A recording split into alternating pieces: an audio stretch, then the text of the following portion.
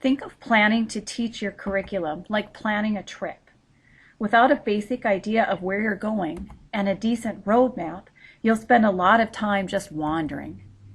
While it's okay to take the occasional detour, you'll still need to have a general idea of where you're headed and how to get there. Here's how the analogy lines up. Where you're headed is what students should know and be able to do. How you'll get there is what learning experiences students need to know or be able to do it. First, examine the standards to see what students need to know and be able to do. Second, determine how you will know that students have learned it. This means creating an assessment that matches the verbs in the standard. For example, take a look at this geometry standard from the Common Core State Standards. Look at those verbs: draw, construct, and describe.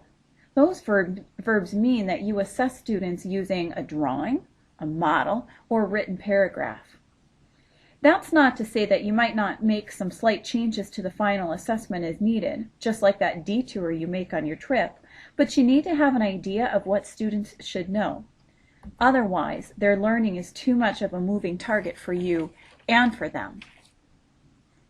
The next step is to create learning experiences to get students to where they need to go. In the meantime, think about administering some formative assessments called diagnostic or pre-tests to see where students are in their understanding. It could be that you can move more quickly through the material, or you might have to back up and do some background teaching.